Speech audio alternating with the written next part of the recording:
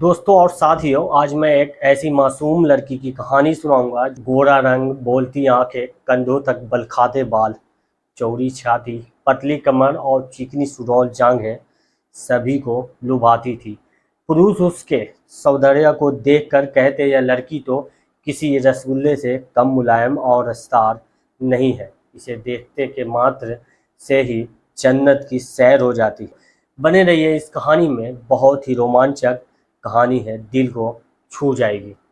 इस कहानी में आगे बढ़ने से पहले आपसे एक ही रिक्वेस्ट, आपने हमारे channel story by UK sunlight को सब्सक्राइब नहीं किया है तो कर लीजिए। मैं सुंदर थी, मेरी देह आकर्षक थी। मैं पुरुषों के मुंह से शब्द सुनते ही खिल जाती और मुझे अपनी खूबसूरती का एहसास होने लगता। मैं बुदबुदाए बिना न रह पाती। मुझ पर तुम सब मरते हो तो मरो, मैं किसी के हाथ नहीं आने वाली। मैं तो आग हूँ, आग मुझे पकड़ने के लिए पानी बनना होगा।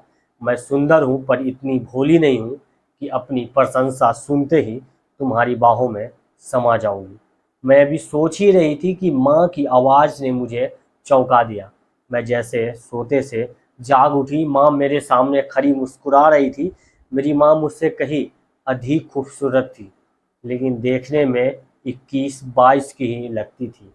वह अपने सौंदर्य और स्वास्थ्य के प्रति हरदम सजग रहती थी। वह अपने मुंह से कुछ कहती तो नहीं थी, किंतु उसके मन के भाव से अक्सर ही मुझे लगता कि वह वेदांत अंकल को पसंद करती है और पापा उसके अनुकूल नहीं है। वेदांत अंकल कहाँ से आते थे और मम्मी से उनका संबंध कब से था, इससे मेरा कोई मतलब नहीं था। इतने में मम्मी चहकती हुए बोली, बेटी तुम आज स्कूल नहीं गई? आज तो छुट्टी है। मैंने यह कहकर मम्मी की ओर देखा। आज उसने गुलाबी साड़ी बांध रखी थी। मम्मी पर गुलाबी कपड़े बहुत ही खिलते थे। उसका रूप उनमें और अधिक दमक उठाता था। मुझे जहाँ तक मालूम था, मम्मी सस्ती संवरती तभी थी जब वेदांत अंकल घर पर होते थे या आने वाले होते थे। वैसे तो सजना संवरना मम्मी के जीवन का एक विभिन्न हिस्सा था, लेकिन उस दिन वह विशेष रूप से श्रृंगार करती जब वेदांत अंकल घर पर होते। मैं अचानक ही बोल पड़ी, तो वेदांत अंकल आज आने वाले हैं क्या? मेरी समझ में यह नहीं आ रहा कि मम्मी पापा के लिए क्यों नहीं सस्ती संवरती। शायद माँ के सपनों के राजकुमार पापा नहीं है, वेदांत अंकल ही है। वैसे यह कड़वा सच भी है, वेदांत अंकल पापा से अधिक सुंदर और स्मार्ट है। अपने आप को हमेशा ही सुंदर बनाकर रखते हैं, कपड़े ढंग के पहनते हैं, और पापा तो बिल्कुल ही ढीले ढाले व्यक्ति है। एक ही कपड़े को 2 रोज तक पहने रहते हैं, सेव भी नहीं बनाते हैं। जब खुजली होने लगती है या उन्हें कोई टोक देता है तब वह कपड़े चेंज करते हैं। माँ को तो चुस्त और खूबसूरत पुरुष चाहिए। वेदांत अंकल चुस्त भी है और सुंदर भी है। इसी बीच माँ ने मुझे टोक दिया, यह लड़की तो हमेशा ही कुछ न कुछ सोचती रहती है, बड़बड़ाती रहती है। चाह अपने सहेली माधुरी से मिला, वह तुम्हें कल याद कर रही थी। मैं अवाक रह गई, माँ मुझ पर आज इतनी मेहरबान क्यों है? अचानक ही मुझे माधुरी के घर क्यों भेजने लगी? आखिर माजरा क्या है? एक साथ मेरे मस्तिष्क में न जाने कितने ही सवाल उमड़ने लगे, लेकिन मुझ में यह पूछने की हिम्मत ही नहीं थी कि तुम मुझे जबरदस्ती माधुरी के घर क्यों भेज रही हो। आखिर तुम्हारा इसमें क्या स्वार्थ है? और माधुरी से मिलने के लिए तो बेताब मैं भी थी। मैं पैदल ही उसके घर चल दी। माधुरी का घर हमारे घर से पैदल कोई 10-15 मिनट का रास्ता था। मैं माधुरी के घर पहुंची तो दरवाज़ा खुला हुआ था। मैं बिना आवाज़ दिए ही अंदर चली गई। घर में उसकी माँ के सिवा कोई नहीं था।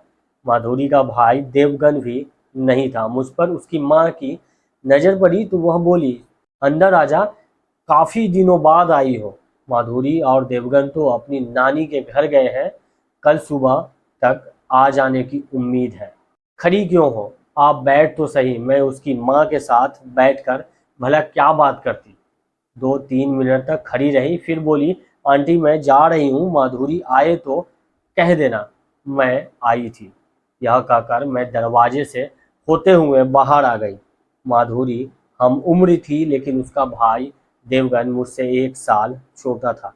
वैसे वह देखने में छोटा नहीं लगता था। देवगन बहुत ही शरारती भी था। वह केवल शरारती ही नहीं था, बहुत ही सुंदर और स्मार्ट भी था। मेरी उम्र यही कोई 15-16 की थी। देवगन 15 का था। जीन्स की पैंट और टी शर्ट में वह किसी राजकुमार से कम सुंदर नहीं लगता था। मैं यही सब सोचती हुई अपने घर आई तो दरवाज़ा धक्का देते ही खुल गया। मैं बरामदे से होते हुए मम्मी के बेडरूम के सामने आई तो किसी मर्दाने आवाज़ को सुनते ही ठिठक गई। पापा तो घर पर है ही नहीं, 2 दिनों के लिए बाहर गए हैं। फिर यह मर्दानी आवाज़ कहाँ से आ रही है और यह आवाज़ किसकी हो सकती है? मैं वहीं खड़ी होकर सोचने लगी कि यह आवाज़ कहाँ से आ गई रही है। यह आवाज़ मम्मी के बेडरूम से आ रही है। मैंने सोचा शायद पापा आ गए हैं, लेकिन वह तो ऑफिस के काम से गए हैं। काम बीच में ही छोड़कर कैसे आ सकते हैं? मैं यह सोचते सोचते दबे पाँव मम्मी के बेडरूम की ओर बढ़ गई। दरवाजे के नज़दीक आकर खिड़की की ओर देखा तो खिड़की बंद थी। मैं अंदर झांकना चाहती थी। मेरे मन में वैसे ही कोई दुर्भावना नहीं थी। मैं तो यह देखने के लिए बेचैन थी कि वही पापा तो नहीं आ गए। तभी मेरी निगाह दरवाजे के गोल छेद पर पड़ी। मैं एक आंख बंद कर दूसरी आंख से छोटे से गोल छेद में झांकने लगी। अंदर का नज़ारा देखकर मुझे अपनी आंखों पर विश्वास नहीं हुआ। मैंने अपनी आंखें मलकर फिर उस गोल छेद से झांका तो वही दृश्य नजर आया। इस बार अविश्वास करने का कोई सवाल ही नहीं था। वेदांत अंकल बिल्कुल ही निवस्त्र थे और मम्मी चड्डी बनियान में थी। इस मुद्रा में दोनों ही बहुत खुश थे। एक दूसरे की आंखों में आंखें डाले यूं बैठे थे जैसे एक दूसरे को सम्मोहित कर रहे हो। इतने में मम्मी ने वेदांत अंकल के पेट में गुदगुदी की। वह अनायास ही हंसने लगे और हंसते हंसते ही उन्होंने मम्मी को अपनी गोद में उठाकर बिठा लिया। मम्मी उनके गले में बाहें डालते हुए बोली, तुम्हारी बाहों का स्पर्श बड़ा ही उत्तेजक है। दिगंबर ने तो मुझे कभी ऐसा आनंद ही नहीं दिया। तुम्हारा पति दिगंबर कोई मर्द थोड़े ही है, वह तो भोदू है। न जाने कैसे उसके साथ तुम रहती हो। वेदांत अंकल यह कहकर हंसने लगे। दिगंबर तो एक खंभा है जिसकी आड़ में मैं तुम्हारे साथ रहती हूँ। दिगंबर जैसे पति को उंगलियों पर नचाना मुझे खूब आता है। मम्मी यह कहते कहते काफी आक्रामक हो गई और उसने वेदांत अंकल के गाल को दांतों से काट लिया। वेदांत अंकल भी कहीं चुकने वाले थे। एक हल्की सी चीत्कार लेते हुए उन्होंने मम्मी को बाहों में समेट लिया, फिर उसके होठों को जोर से खींच लिया। अब कैसा लग रहा है? क्या तुम्हें नहीं पता, स्त्रियां दर्द से मिठास चूसती है। मम्मी के शब्द यह कहते कहते लड़खड़ा गए। उसकी आंखें बंद हो गई। दोनों एक दूसरे के होठ ऐसे चूस रहे थे जैसे लॉलीपॉप या आइसक्रीम चाट रही हो। तभी वेदांत अंकल ने मम्मी को एक हल्की सी थपकी लगाई। इस थपकी के जवाब में मम्मी ने भी उनकी पीठ पर एक हल्की सी चिकोटी काट दी। सेक्स का इतना जीवन और उत्तेजक दृश्य मैंने पहले कभी नहीं देखा था। मेरा रोम रोम रोमांचित हो उठा। मेरे कपड़े पसीने से नहा गए। मुझे इस खेल को देखने में आनंद भी आ रहा था और घृणा भी हो रही थी। घृणा इसलिए हो रही थी क्योंकि यह खेल मेरी मम्मी किसी दूसरे मर्द के साथ खेल रही थी। पापा के साथ वह खेल में शामिल होती तो शायद मुझे घृणा नहीं होती या मैं इतनी देर तक यहाँ न खड़ी होती। इतने में ही मैंने देखा दोनों एक दूसरे से थक हार कर ऐसे दूर बैठे हाँफ रहे हैं मानो दो शिकार कुत्ते बराबर की कुश्ती लड़ते लड़ते थक गए हो और पुनः लड़ने के लिए सुस्ता रहे हो। तभी मम्मी ने हाथ का इशारा करते हुए कहा, आओ यहाँ मेरे पास। आज तो होठ ऐसे चूस रहे थे जैसे कोई आइसक्रीम चूसता हो। क्या तुम इस मामले में पीछे थी? वेदांत अंकल यह कहकर जाने के लिए उठ खड़े हुए। मम्मी ने उनका हाथ छू कर पकड़ लिया। क्यों, दिल भर गया है? बस भी करो, काजल आ गई तो मुश्किल हो जाएगी। वेदांत अंकल की आवाज़ में थकान थी, लेकिन मम्मी के चेहरे पर थकान की सिकन तक भी नहीं थी। उसकी आंखों में तो वो अभी यौन आमंत्रण हिलोर मार रहा था। उसने वेदांत अंकल की को खींचकर पलंग पर बिठा दिया। काजोल अपनी सहेली के घर गई है, अभी नहीं आने वाली है। मेरे शरीर में एक सिहरन सी दौड़ गई। तुम भी, वेदांत अंकल ने यह कहते हुए मम्मी को बाहों में भींच लिया। लगता है अब कल वाले आसन का इस्तेमाल करना पड़ेगा। करो ना, मना किसने किया है? मम्मी यह कहते कहते हंसने लगी। अंकल ने उसको पलंग पर पटक दिया। मम्मी का पूरा शरीर पलंग पर मचल रहा था। अंकल ने हाथ बढ़ाकर टेप रिकॉर्डर ऑन कर दिया। संगीत की धुन बड़ी ही उत्तेजक और दिलकश थी। तभी अचानक ही मुझे छींक आ गई। सारा गुड़ गोबर हो गया। मैं हड़बड़ा कर अपने कमरे की ओर भागती चली गई और पलंग पर निढाल पड़ गई। मुझे अपने आप पर बहुत ही खीज आ रही थी कि इस नासपीटी छींक को क्या अभी आना था, सारा खेल बिगाड़ दिया। इतने में दरवाज़ा खोलने की भडाम की आवाज़ आई। मैं फटाफट पलंग से उठकर कपड़े बदलने लगी ताकि मम्मी यह समझे कि मैं माधुरी के घर से अभी अभी आ रही हूँ। इसी बीच मम्मी मेरे कमरे में दाखिल हुई। मैंने देखा वह काफ़ी भयभीत थी। वह मेरे करीब आकर बोली, कब आई? मैंने कहा, अभी तो आ रही हूँ। माधुरी घर पर ही थी। मैं इतना कहकर बाथरूम में आ गई और सव्या को सहेजने संभालने की कोशिश करने लगी। मुझे डर था कि कहीं मैं माँ बेटी की मर्यादित रिश्ते की गरिमा को भूलकर कोई अशोभनीय बात न कर लूँ। मैं माँ से कोई सवाल करना नहीं चाहती थी क्योंकि माँ की यह अपनी जिंदगी थी। न जाने किस मजबूरी में वह यह सब कर रही थी। कोई कारण जाने बिना माँ को कुछ कहना मुझे ठीक नहीं लग रहा था। यह पापा से इतनी बड़ी बेवफाई क्यों कर रही थी? यह बात मुझे भीतर ही भीतर कचोट रही थी। मैं शुरू से ही उस विचारधारा की थी, जो भी काम करो खुलेआम करो, किसी से धोखाधड़ी न करो। कोई भी काम बुरा नहीं होता, वह तब बुरा हो जाता है जब वह सबकी नज़रों से बचाकर किया जाता है। मम्मी को पापा पसंद नहीं है या वे उसको खुश नहीं रख पाते हैं तो ये वेदांत अंकल के साथ उन्हें तलाक देकर रह सकती है। ऐसे छुप छुप कर वह जो कर रही है उससे तो परिवार में गंदगी ही फैल रही है।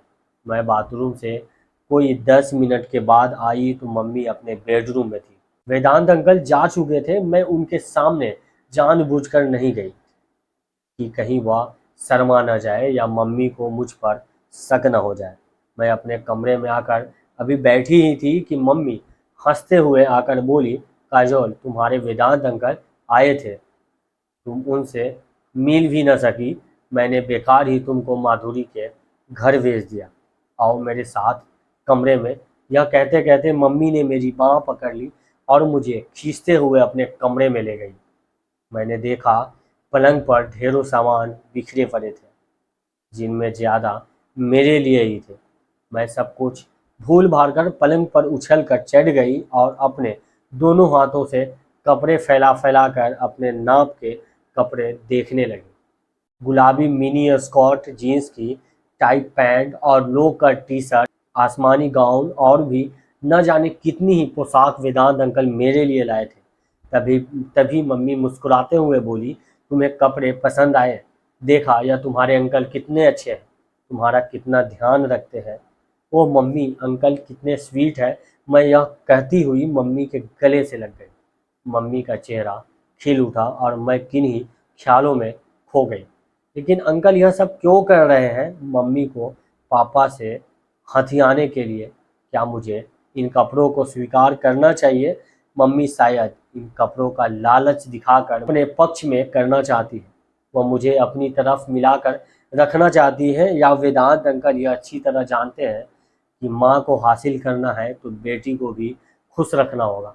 माँ बिना बेटी के हाथ नहीं आने वाली थी। कुछ भी हो, मम्मी अब वेदांत अंकल के साथ खुश है। मुझे क्या हो सकता है? पापा मम्मी को यौन संतुष्टि नहीं दे पाते हो। वेदांत अंकल यौन कला में माहिर है, उन्हें यौन जीवन को जीना आता है। माँ को नाखुश करने का या दोषी ठहराने का मेरा हक नहीं बनता। मैं यह सोचते सोचते खिलखिलाकर हंस पड़ी। मम्मी, मैं मान गई। वेदांत अंकल को कपड़ों की खरीदारी करने में वह औरतों से भी 2 कदम आगे है। और एक तुम्हारे पापा है जिन्हें कुछ भी नहीं आता। न जाने वह कौन सी मनहूस घड़ी थी कि मैं उनके खूंटे से बंध गई थी। मम्मी यह कहते कहते काफी भावुक हो गई। मैंने देखा उसकी आंखें भीग आई थी। उसके चेहरे पर पापा के प्रति वितृष्णा के भाव पसर आए थे। मैं बोली, मैं तुम्हारे साथ हूँ माँ, तुम क्यों अपना मन दुखी करती हो? पापा को जैसे जीना है वैसे जीने दो, और तुम्हें जैसे जीना है वैसे जियो। मेरे यह कहते कहते उसने मुझे गले से लगा लिया। मैं सोच रही थी पापा बाहर जाकर क्या करते हैं, या किसी ने भी तो नहीं देखा है। हो सकता है उनका भी किसी पास से संबंध हो। मम्मी के संबंध के बारे में मुझे इसलिए पता है क्योंकि मम्मी के साथ मैं रह रही हूँ। हो सकता है पापा मम्मी से भी 2 कदम आगे हो। मैं केवल मम्मी को ही बुरा क्यों मानूं? पापा भी तो बुरे हो सकते हैं। मैं यह सोचते सोचते ही अपने कमरे में आ गई। यह कहानी पसंद आई हो तो सब्सक्राइब करके बेल आइकन दबाएं। फेसबुक पेज को फॉलो कर लीजिए। अगर आपका कोई सुझाव हो तो आप व्हाट्सएप मैसेज भी कर सकते हैं। लिंक आपको चैनल के डिस्क्रिप्शन में मिल जाएगा। मैं आपसे मिलूंगा अगली कहानी में। तब तक के लिए अपना ख्याल रखिए। थैंक यू, बाय, जय हिंद।